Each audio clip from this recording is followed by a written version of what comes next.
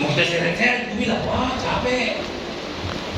Mau kita apa-apa, bukan anak kecil. Mau dipukul nggak mungkin, udah tua, udah besar. Ya kan? Nggak mungkin. Tuhan tolong. Jadi jangan pernah berpikir untuk di situ. Percaya di situ artinya bertobat. Minggu lalu kita sudah saya sampaikan pertobatan yang sejati. Dan dalam pertobatan itu jangan pernah bermain-main. Yohanes 5 ayat 14 dikatakan, engkau telah sembuh. Jangan pernah kembali ke kehidupanmu yang lama supaya hidupmu jangan lebih buruk. Coba buka Bang Yohanes 5 14. Engkau telah sembuh, jangan berbuat dosa lagi supaya padamu jangan terjadi yang lebih buruk. Hari ini kita terima tubuh Kristus, dosa kita diampuni, jangan pernah berbuat dosa lagi. Amin. Supaya apa? Jangan hidupmu. Ini saya nggak mau. Saya ditawarin. Macam caranya mau masuk. Nah, gampang-gampang saya menerima tawaran, brother. Saya butuh uang, tapi bukan uang di atas segala. Saya butuh uang. Semua manusia perlu uang untuk hidup. Tapi saya tahu bagaimana cara menempatkan diri saya untuk menempatkan dapat berhasil. Enggak harus saya gunakan segala cara. Enggak harus. Tuhan tolong kita. Jadi yang kedua yang Tuhan mau itu pertobatan. Pertobatan yang sejati.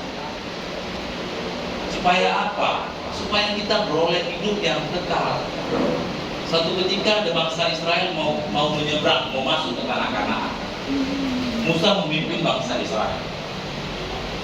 Lalu bangsa Israel ini adalah bangsa yang tegar tengkuk, atau mungkin bahasanya keras kepala, keras hati, keras kepala, semua keras. Satu ketika Tuhan murka, marah kepada bangsa Israel. Tapi apa kata Musa? Tuhan, kiranya hapuskanlah namaku dalam kitab kehidupan. Tapi Tuhan bilang begini sama Musa, Musa, setiap manusia itu menanggung dosanya masing-masing. Ketika kamu berbuat salah, kamu saya hapus namanya, bukan bahasa Israel. Tetapi ketika bangsa Israel yang berbuat salah, bangsa Israel yang namanya kuhapus, bukan kamu. Artinya apa Bapak Ibu? Setiap kita akan menanggung perbuatan kita masing-masing. Setiap kita akan menanggung bagian kita masing-masing. Mau seapapun dosa kita, mau sebesar apapun dosa kita, hari ini saya mau bilang, Yesus mengampuni. Hari ini saya mau berkata, Yesus mengasihi. Dia mati di atas kayu salib untuk membuat kita beroleh keselamatan. Jadi jangan pernah sia-siakan pengampunan Tuhan itu. Jangan pernah tukar Yesusmu dengan perkara-perkara yang kelihatannya mungkin berkat dari Tuhan, tapi mohon maaf. Jangan pernah tukar Yesusmu dengan perkara-perkara dunia yang sifatnya hanya sementara. Bukan berarti saya bilang salah kita cari uang, tidak. Salah kita bekerja, tidak. Tapi satu hal yang perlu kita pahami, jangan pernah tukar Yesusmu seperti Yudas menukar Yesus dengan 30 keping. Itu gambaran Yudas menukar Tuhan dengan uang, lebih mengutamakan uang daripada Tuhan. Itu yang berbahaya. Kita harus bisa membedakan mana yang lebih prioritas dalam hidup kita. Tuhan kah? Uang kah? Kalau Tuhan yang kita tempatkan, pasti kita tahu bagaimana kita mencari uang, bagaimana kita mengelola waktu, bagaimana kita mengelola berkat Tuhan. Banyak manusia pintar mencari tapi tidak pintar mengelola. Makanya dibutuhkan kuliah sarjana ekonomi 4 tahun lebih. Betul ya? Pintar mencari tapi tidak pintar mengelola. Kenapa? Padahal Alkitab berkata dalam Kejadian 1 ayat 26, waktu Tuhan menciptakan Adam dan Hawa, berkembang banyaklah dan kuasailah bumi. Kenapa kita tidak bisa mengelola? Karena kita tidak tahu menempatkan siapa yang menjadi prioritas kita. Tuhan kah? Uang kah? Keluarga kah? Mungkin yang masih muda, pacar kah? Sahabat kah? Harus bisa Kalau nggak bisa membedakan mana prioritasnya, mohon maaf, nggak akan pernah engkau berkembang dalam hidup. Bukan saya mau ngomong begitu, mohon maaf. Apa yang membuat kita mempunyai harga? Ya Tuhan. Gak usah pusing-pusing ketika kita tahu memprioritaskan, oh aku kejar Tuhan. Perlu kan menyusul. Ketika aku fokus kepada Tuhan dan hidupku, apapun, karena yang kita katakan dalam Mazmur 1, orang yang merenungkan Taurat Tuhan siang dan malam, hidupnya akan seperti air yang mengalir. Apa saja yang dipekerjakannya dibuat Tuhan berhasil.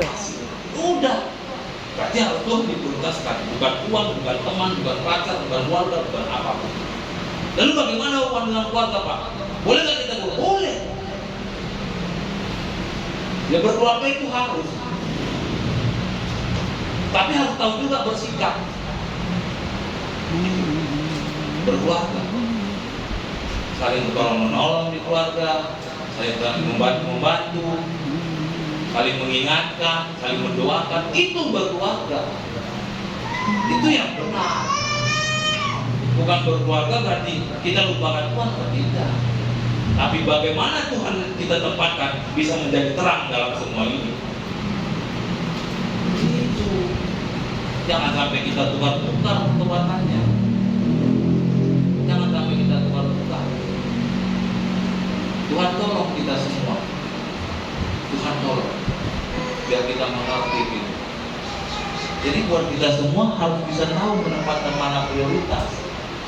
Bukan salah saya bilang cari uang. Bapak ini kerja dari pagi sampai malam, itu salah. Tapi jangan sampai lupa waktu. Ada waktu Tuhan. Waktu Tuhan pasti yang terbaik. Ada waktunya Tuhan. Amin. Tuhan tolong kita semua. Itu belajar untuk bisa menempatkan waktu Tuhan. Yang ketiga, mengapa Tuhan mati di atas kayu salib? Yang pertama, kita menyadari untuk menebus dosa kita, atau menjadi Tuhan dan Juru Selamat kita. Yang kedua, membawa kita kepada pertobatan. Yang ketiga, membawa kita menjadi penyembah Tuhan. Yohanes pasal 4 ayat yang ke-23. Yohanes pasal 4 ayat yang ke-23. Tetapi saatnya akan datang dan sudah tiba sekarang bahwa penyembah-penyembah benar akan menyembah Bapa dalam roh dan kebenaran. Sebab Bapa menghendaki penyembah-penyembah demikian. Yang Tuhan inginkan ialah penyembah yang hidup dalam roh dan kebenaran. Kalau seandainya kita hidup dalam dosa, bisa nggak kita memanggil Tuhan dengan sebutan Bapa? Tidak bisa. Tetapi karena Yesus sudah dikaruniakan kepada kita, maka kita berhak memanggilnya Bapa. Bayangkan, mohon maaf, malaikat jatuh buat dosa, setan Tuhan. Manusia jatuh buat dosa, setan cari. Tuhan cari.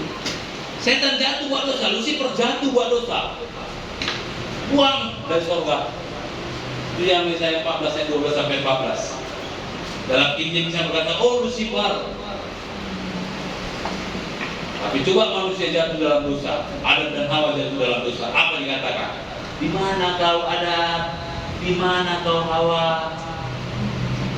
Jadi yang ketiga yang supaya kita mengerti tujuan Tuhan Yesus mati dan salib agar Dia memiliki penyembah-penyembah yang hidup dalam roh dan kebenaran. Tuhan itu sangat senang dipuji. Makanya dikatakan dalam Mazmur 22 ayat 4, Engkaulah yang kudus Allah Israel. Engkau bersemayam di atas puji-pujian umat-Mu. Tuhan itu bertahta di atas puji-pujian kita. Apapun yang engkau keluarkan dari mulut, mungkin engkau hanya berkata Tuhan baik, Tuhan baik. Atau mungkin nggak bisa lagi berkata-kata hanya air mata. Dia juga mengerti bahasa tetesan air mata. Jadi yang ketiga yang supaya kita mengerti untuk menebus kita agar kita menjadi penyembahnya Tuhan. Ingat satu perkara, proses tidak akan pernah mengkhianati hasil. Ketika engkau mau rela berproses dan engkau rela hatimu dibentuk, percaya yang terbaik Tuhan siapkan bagimu. Ayo belajar relakan hati.